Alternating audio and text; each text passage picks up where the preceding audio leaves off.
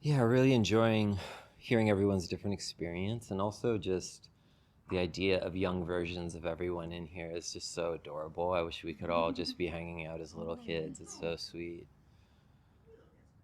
Yeah, we kind of are a bunch of little kids. And so what we're going to do now is sit for a little bit. And the theme is mindfulness of the body. So this is the first of the 4 applications as the Buddha taught mindfulness. And there's a few aspects of it, but tonight we're really going to lean into the kind of just grounding the mind in the body, the calming, this spending time with the breath, and really just the simplicity of that. So just maybe letting that land in the mind and the nervous system. You can close your eyes if that feels good, or you can just rest your gaze on the floor in front of you, and let's all just let our bodies take a few longer, slower, deeper breaths just to arrive and to settle.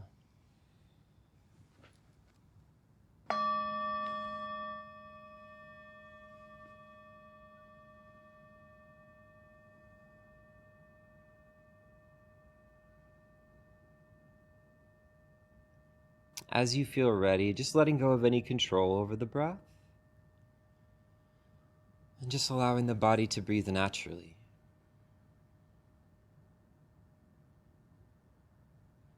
And setting intention, so maybe part of that intention is just to set down any pressure, not having to be anyone, not having to perform, not having to be a meditator.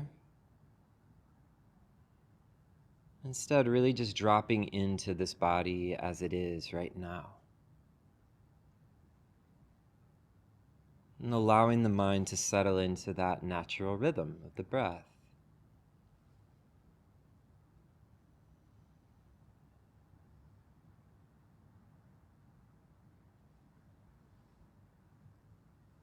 Trusting in the body to regulate and to breathe however it needs to breathe. Maybe that's long, maybe that's short.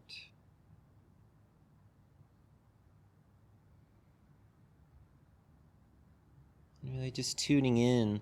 Maybe to start, let's just the whole body, just feeling the whole body from the top of the head to the bottom of the feet.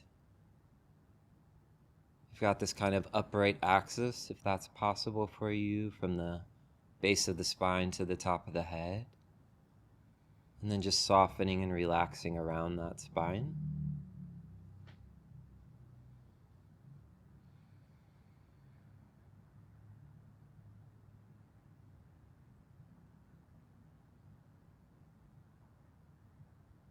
And so as we immerse our awareness, our attention in the body, just continually allowing the thinking mind to fall to the background of experience.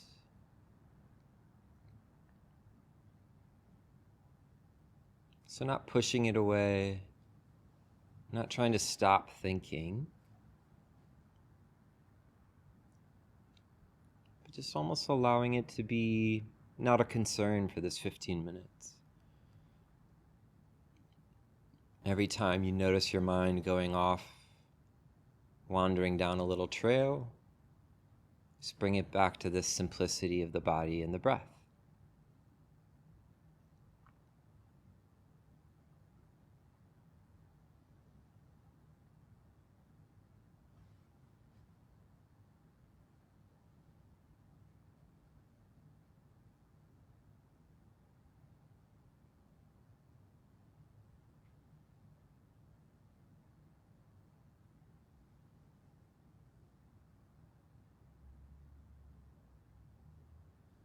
And to help the mind settle into the body,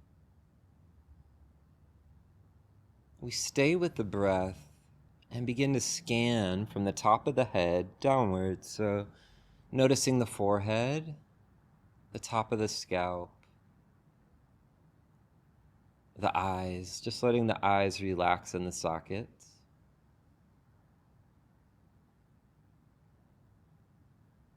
And the same thing with the muscles of the brain. Something you might not pay attention to very often, but what does it feel like to relax the head from the inside out?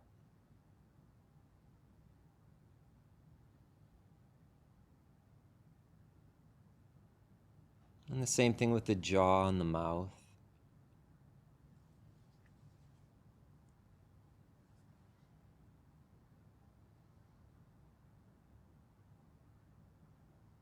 Noticing what's happening with the tongue.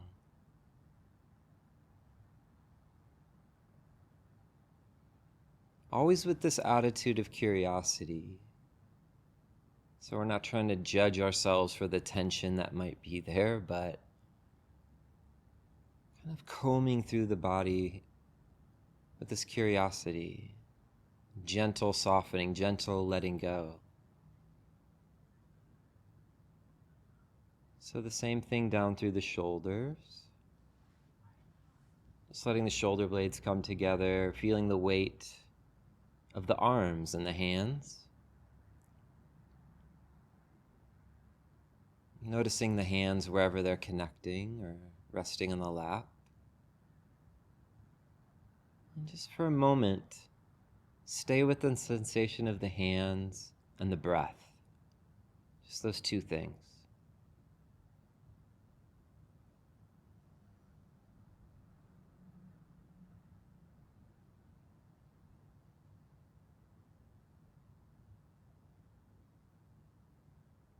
And with each out breath, just allowing the energy of the body to just settle down.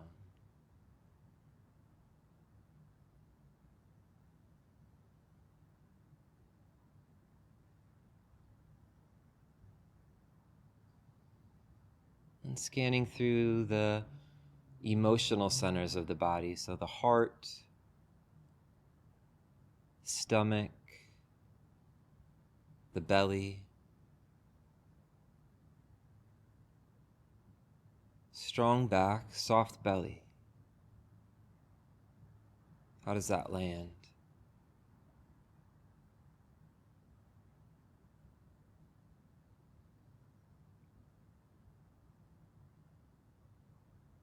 Again, allowing each out breath just to release a little bit more.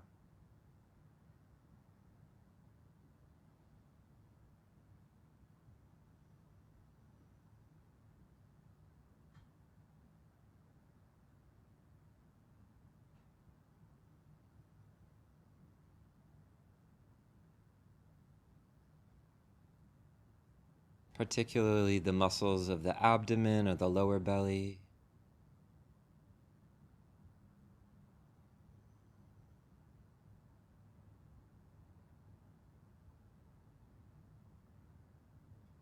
And to the best of your ability, allowing the lower part of the lungs to expand and contract along with the breath,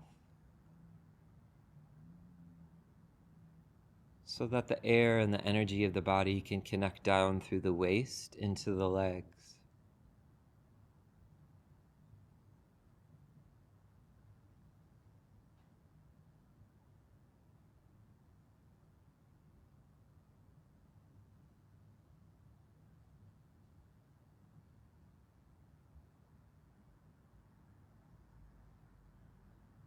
Visualizing almost if the legs are breathing.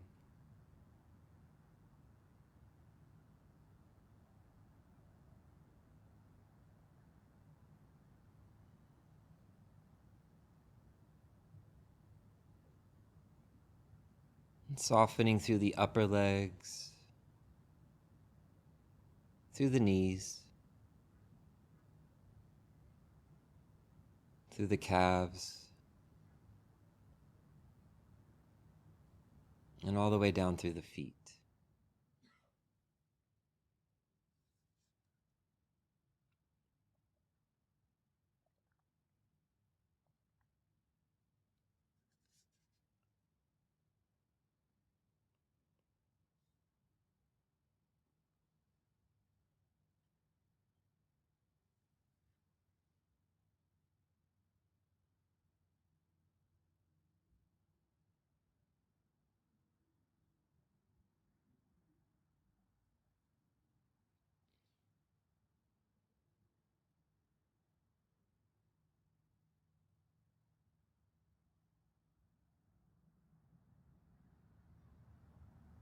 Now let's bring the awareness to the whole body.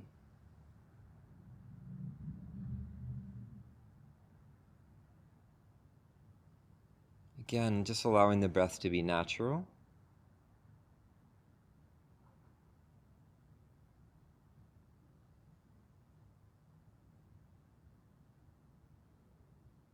And seeing if it's possible to let go of any control.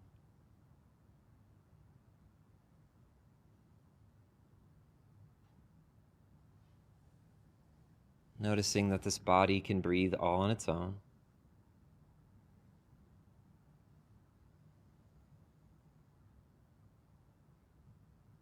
And that this awareness is happening all on its own as well.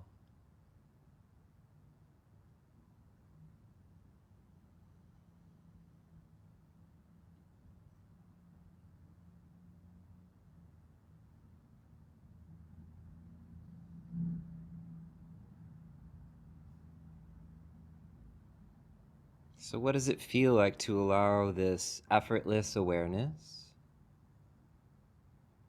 which you're not doing, you don't have to do it. It's happening through you. So allow this effortless awareness to rest on the effortless breath.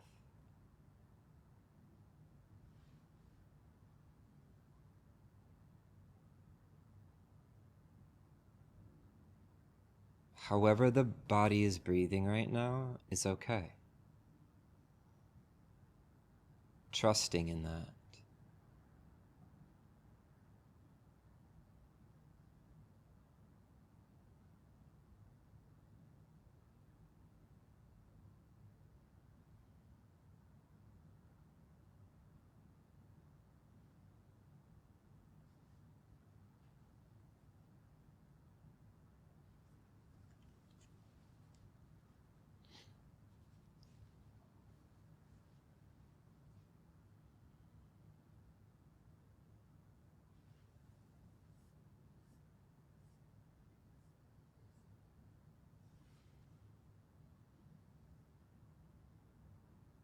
I'm going to read a little part of the sutta on mindfulness of the body that actually appears throughout the entire, all four foundations. So I'm just going to read it and then just let that land for these last minute or two. So the Buddha taught, thus they abide, contemplating the body as a body, ardent, clearly knowing, and mindful, having put away covetousness and grief for the world.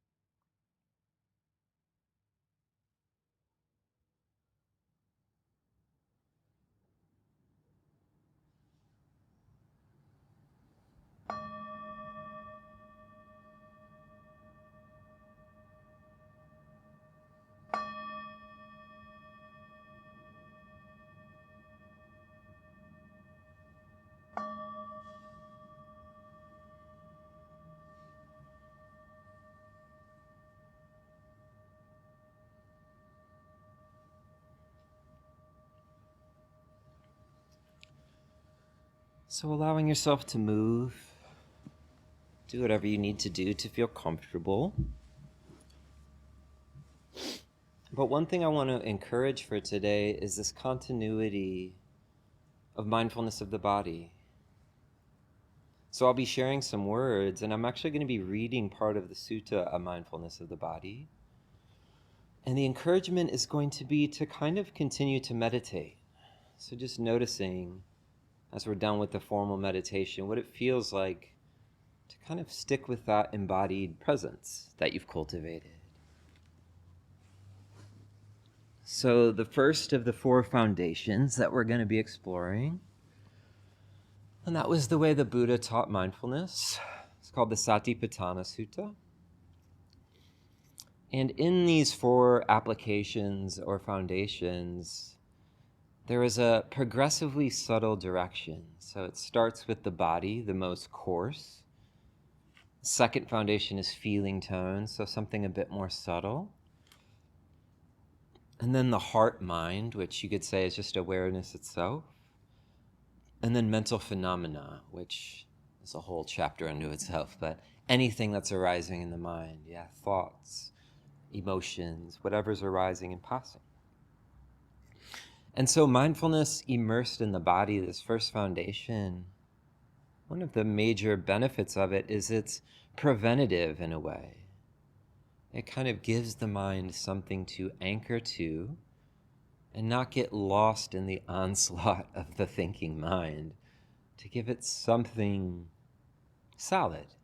Even though the body is moving, changing, evolving, it's tangible, in a lot more than the thinking mind is anyways. And so the body can become a place of refuge, a place to return to, which creates a sense of stability for the mind, a collectedness. And as we'll get into, this can be cultivated in formal seated meditation, but also as we move through the day, move through daily life.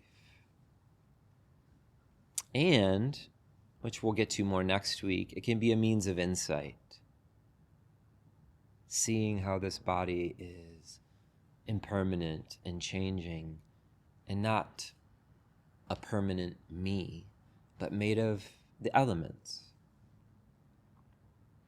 So today I'm going to focus on the first half of the mindfulness of breathing in the Satipaṭṭhāna Sutta, which kind of supports presence, supports collectedness.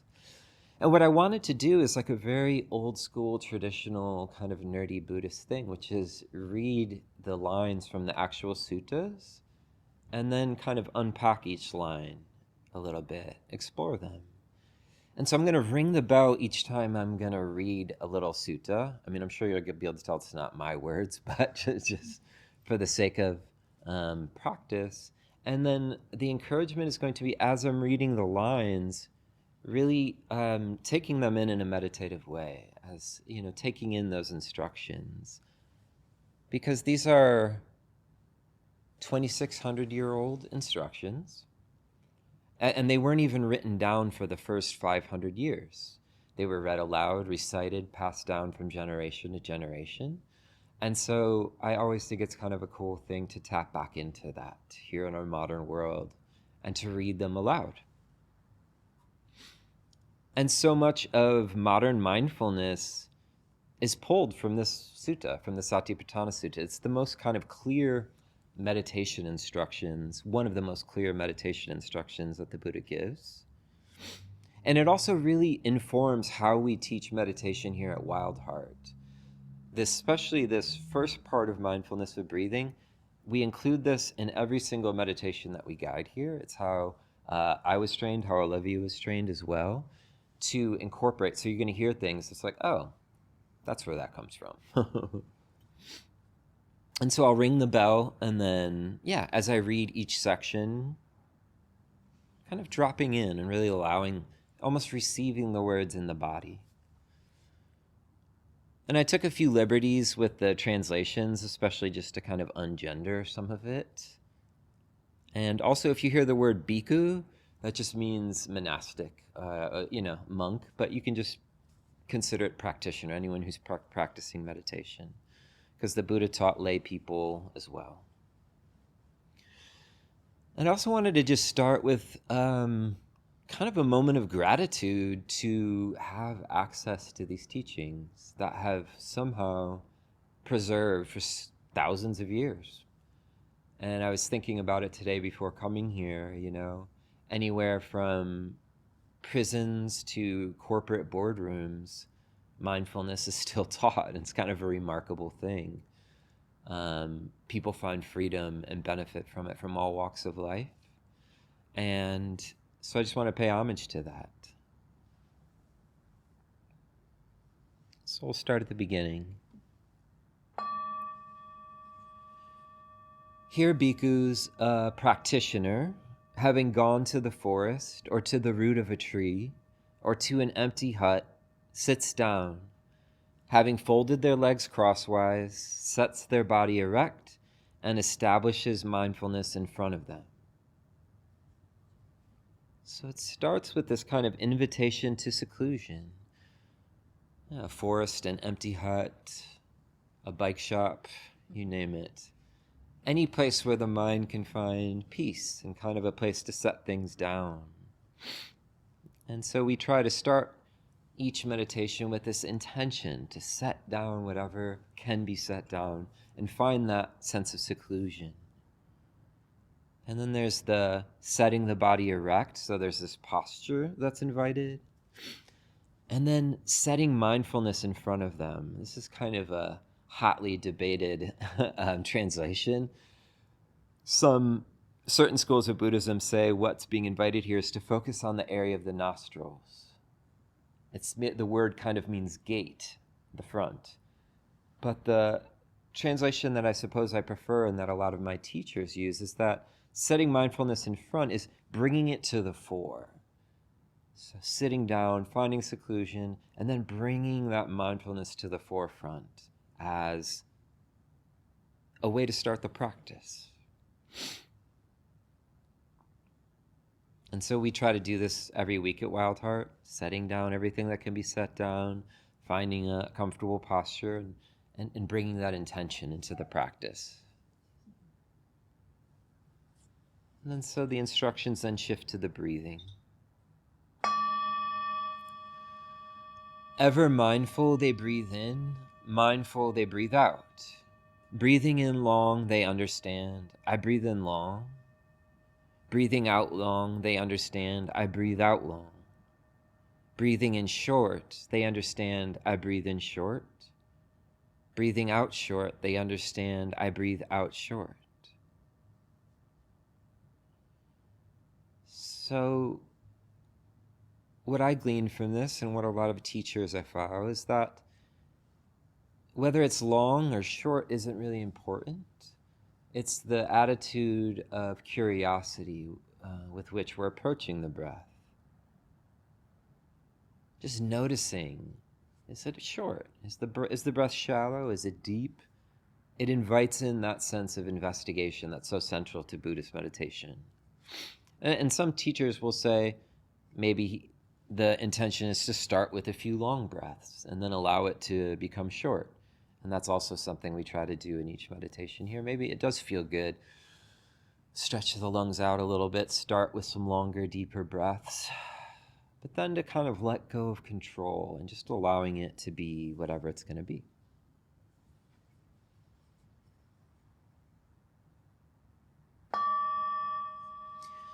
They train thus. I shall breathe in, experiencing the whole body. They train thus. I shall breathe out, experiencing the whole body. So the next little instruction. Starting with the breath. Now we're not leaving the breath behind, but including the entire body. And you notice we started the meditation that way. And one way we often do this is through a body scan too. The reason we kind of invite that practice is it really helps the mind land in the body in a deep way. And I really think this is a profoundly important instruction. The entire of human life happens through this body. Joy, pain, trauma, excitement, all the emotions felt in the body. And so if the attention in meditation is narrow in a small location, I think it's a missed opportunity to meet the body in a really deep and full way. And when it's practiced, when the mind is expanding into the body fully and repeatedly over time, it allows for a process of healing to unfold. All of the old wounds, parts of the body that might hold trauma, parts that have been pushed away, rejected, expanding the mind to the whole body gives this opportunity for this kind of alchemy of the heart to unfold, where they can be brought back into the mix. These parts that may be avoided or difficult, slowly over time, the body knows how to heal naturally. So there's a reason we spend so much time scanning through the body and expanding the mind into the body. There's a process that can unfold in each meditation and also over time.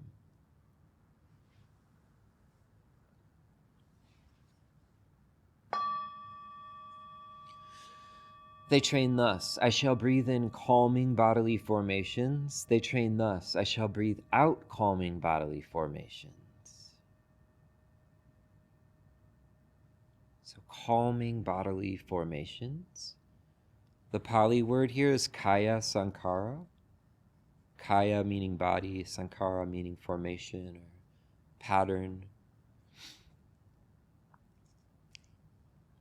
So really what I've heard a lot of teachers express here is that, yes, the physical body and maybe ways that the body has developed patterns of holding itself, but also the energetic qualities of the body, these subtle aspects of emotions or energy that is moving through the body, and taking an opportunity to soften the body so that that energy can begin to calm and settle.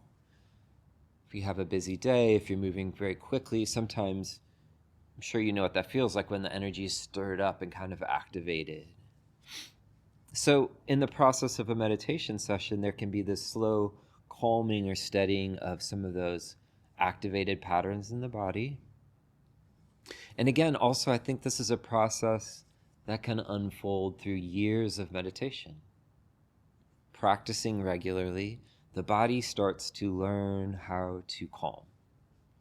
A really central part of Buddhist meditation, calm abiding, showing the body what's possible, not by forcing it, but by softening, by allowing, by bringing mindfulness to the whole body. And that calming can start to happen all on its own.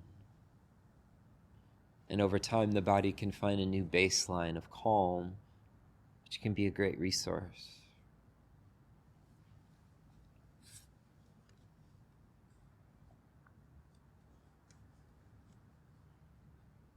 And so the next part moves into off the cushion practice. When walking, they understand I'm walking. When standing, they understand I am standing. When sitting, they understand I am sitting. When lying down, they understand I am lying down. Or however their body is disposed, they understand it thus.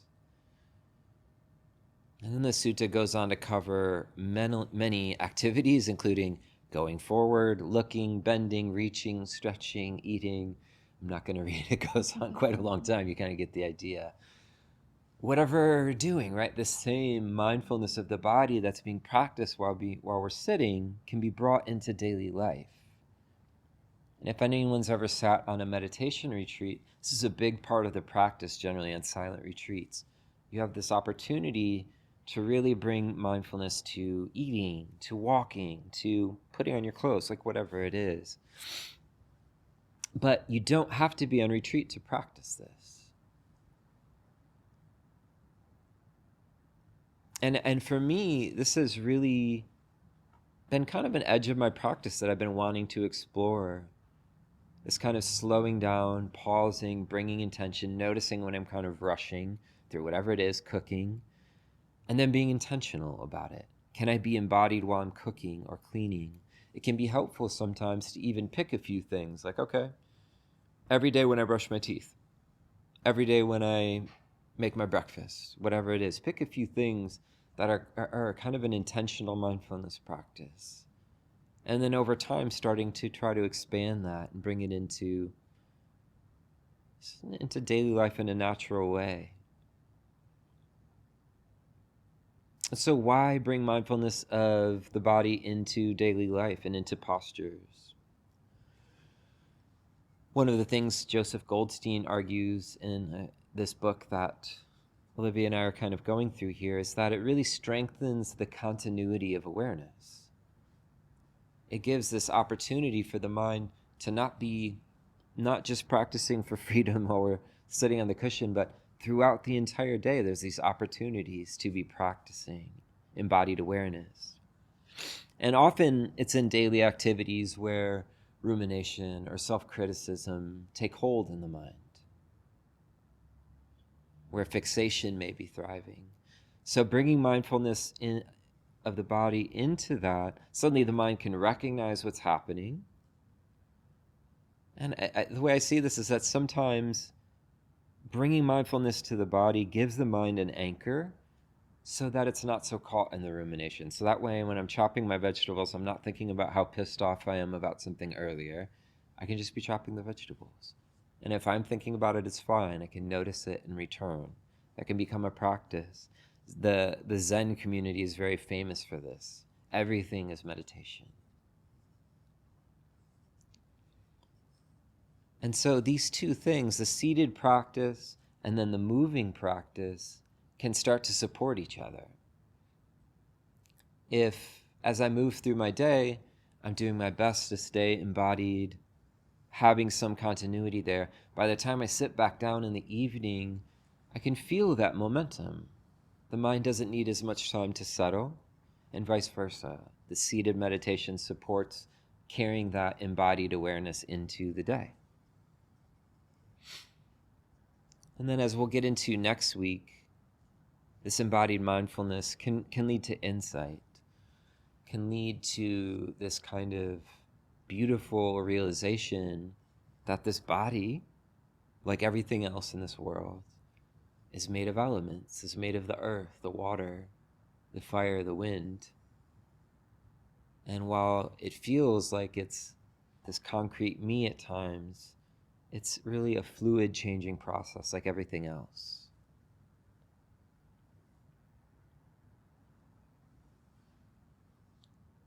So mindfulness of the body, starting with seclusion, posture, and this intention to bring mindfulness forward, bringing the awareness to the breath, whether it's long, whether it's short, then expanding the mindfulness to the whole body, calming the bodily formations. And just that alone is a phenomenal practice from a great teacher. And then that can be carried throughout the day, walking, sitting, standing, lying down. Just really encourage it, driving, whatever it is that you feel like, I could use some embodied mindfulness in that. Maybe setting an intention for the week, what that might be. So we live in kind of a crazy world. And I do believe that there's a lot of value in setting things down, even if it's just for a few minutes. And to familiarize the mind with this quality of mindfulness, this bare awareness before interpretations, knowing sensations without adding a story or anything to it at all. And then seeing the body as this changing field of phenomena. And so I'm going to close with this refrain that I read in the meditation, and we'll open it up for discussion. Thus they abide, contemplating the body as a body, ardent, clearly knowing, and mindful, having put away covetousness and grief for the world.